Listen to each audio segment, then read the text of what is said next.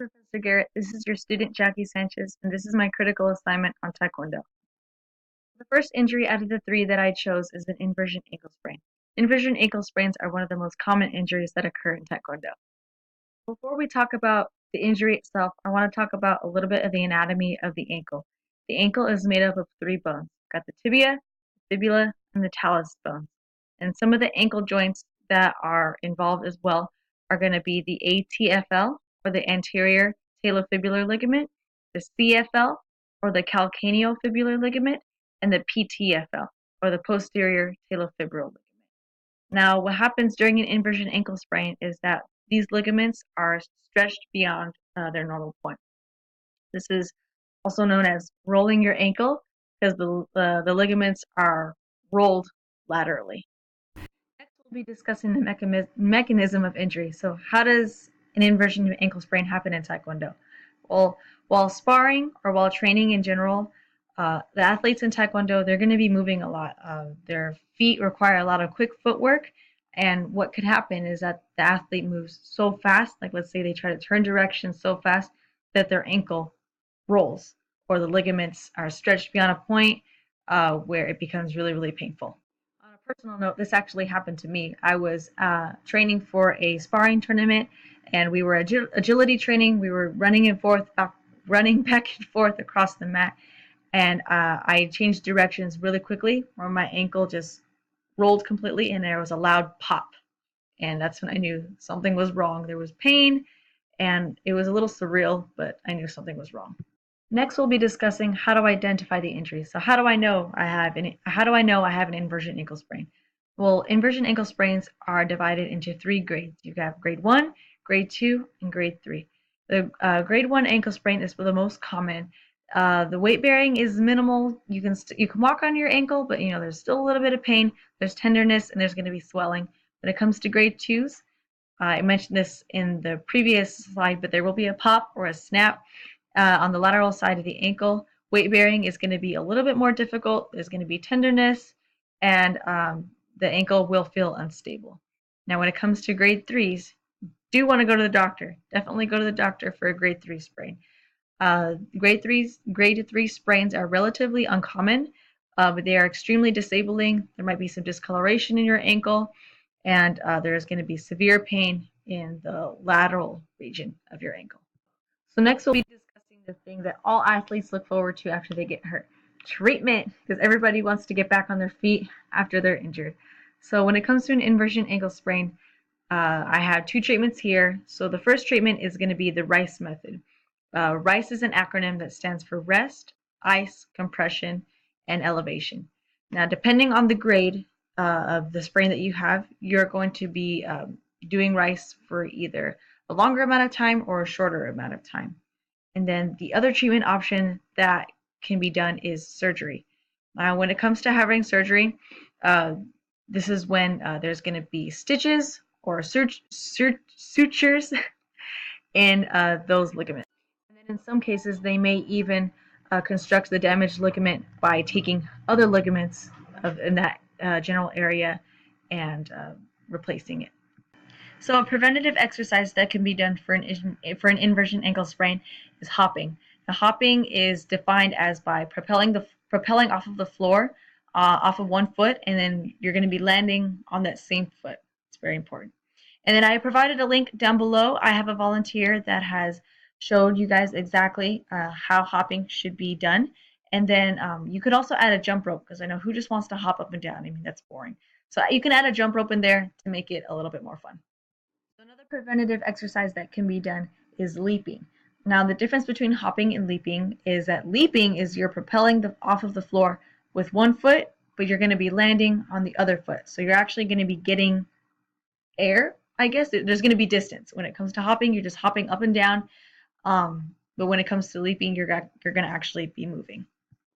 A rehabilitative exercise that I have is tracing the alphabet with your ankle.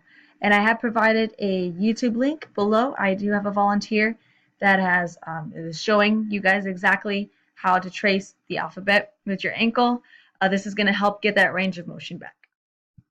Another rehabilitative exercise that can be done is standing on the injured foot. Now, this is going to help gain your balance and control back. So when you're standing on the foot, you want to be comfortable from where you're standing. So you can either stand like, in the middle of a doorway, or you can have like a chair next to you, because you don't want to fall. You don't want to injure yourself even more. So you want to have something that will keep you balanced in case you do feel unsteady. But let's say you go through this exercise for 60 seconds and you feel confident. Try closing your eyes and having your hands uh, across, just like this. And then you want to try to do that for 60 seconds as well. So the next injury that we're going to be discussing is a hamstring strain. So a little anatomy about hamstrings. So the hamstring is made up of three muscles: the semitendinosus, the semimembranosus, and the biceps femoris. Now, the difference between a sprain and a strain. Okay, so a sprain is when ligaments are being stretched, just pure ligaments. But when it comes to strains, tendons are actually involved as well. So there can be also muscle tearing. Hamstring strains are commonly known as pulling your hamstring. Next, we'll be discussing the mechanism of injury. So how do hamstring strains occur in Taekwondo? Well, during Taekwondo, there's going to be a various amount of kicks. And when this happens, a kick is going to be kicked up in the air. I apologize for that. My family is in the background. Uh, so next, we're going to be discussing the mechanism of injury. So during a kick, a athlete can be kicking their leg straight into the air, and this can actually tear their muscles. Next, we'll be discussing how to identify the injury. So how do I know I have a hamstring strain?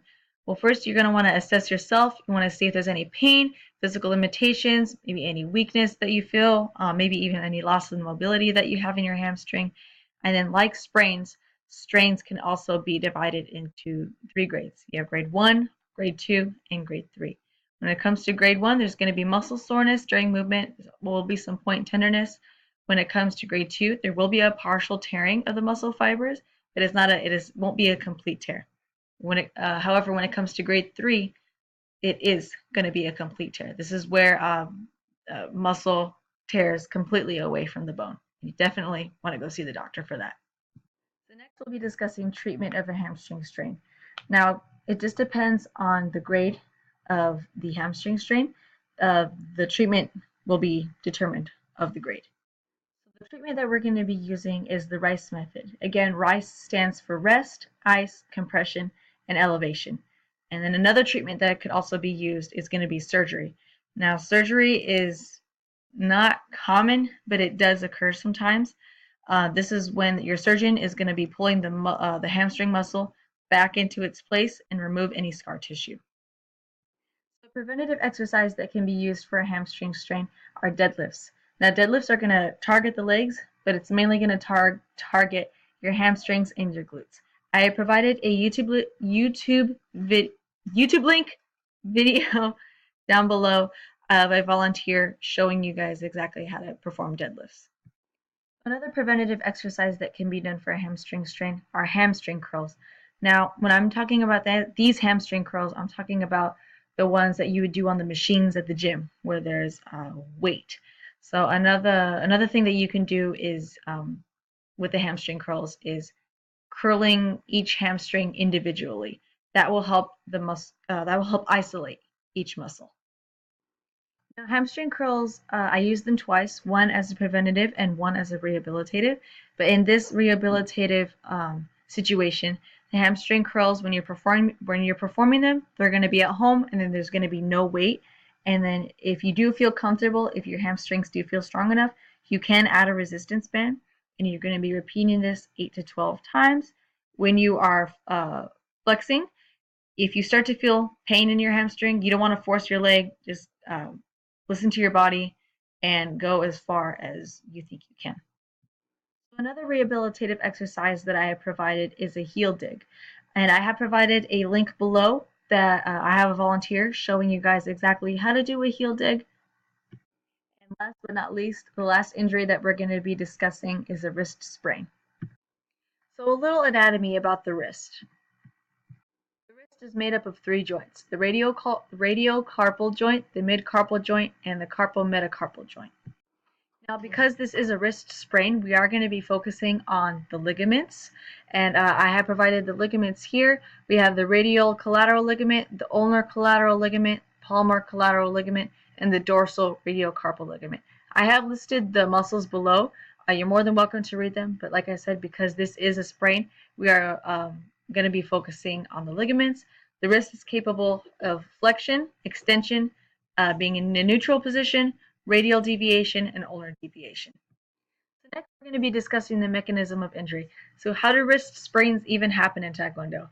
Well, it can happen for a number of reasons. One of the main reasons is that during sparring competitions, if an athlete is kicked or knocked down and they fall, let's say they don't fall the right way, they'll fall on an outstretched hand, and that can cause them to sprain their wrist.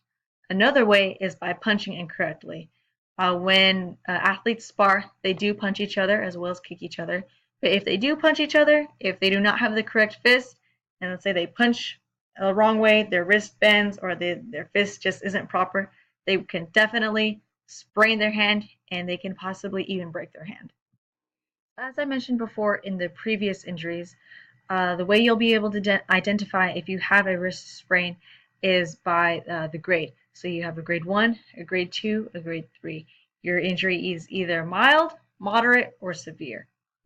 In a grade 1 sprain, the ligaments are going to be stretched, but they're not going to be completely torn.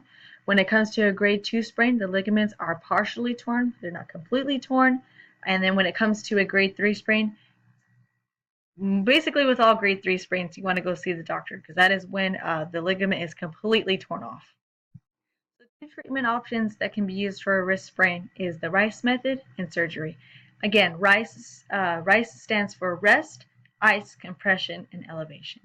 And then when it comes to surgery, only severe sprains will have surgery, and it'll only be that will only happen if there is a completely torn ligament. Surgery is going to be involving reconnecting the ligament to the bone or using a tendon graft to reconstruct the injured ligament. One preventative exercise that can be used for a wrist sprain are wrist rollers. I have provided a YouTube link that I have a volunteer showing you guys exactly how to do these wrist rollers. This is going to be targeting your wrist flexors and your wrist extensors. So the next preventative exercise that we're going to be talking about are wrist circles. Now, when you perform wrist circles, you're going to be standing or you can be sitting. Your arms are going to be extended in front of you. Excuse me. The wrist is going to be, your hand is going to be into a fist. And then what you're going to do is you're going to take your arm, or not take your arm, take your wrist, and you're going to flex them up, and then you're going to turn to the right, and then you're going to flex them down. You're going to be repeating this 10 times with 3 sets and 10 reps on each direction. So a rehabilitative exercise that I provided for you guys are resisted wrist flexion. And I have provided a YouTube video. I have a volunteer who has showed you guys exactly how to do this. You could use this with a dumbbell or you can use it with a resistance band. My volunteer used it with a resistance band. The next rehabilitative exercise that I provided for you guys is resisted wrist extension.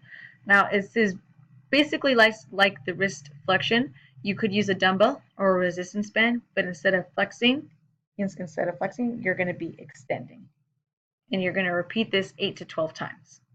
And that is it for my critical assignment. Thank you so much for listening, Professor Garrett, and thank you for all the help that you have given me. I am technology challenged. Technology isn't my thing, so thank you so much for calling me on the phone and for letting me call you. Thank you for emailing me. Just thank you for being such a great professor, and hopefully you enjoy your Christmas. Merry Christmas and Happy New Year. Thank you again.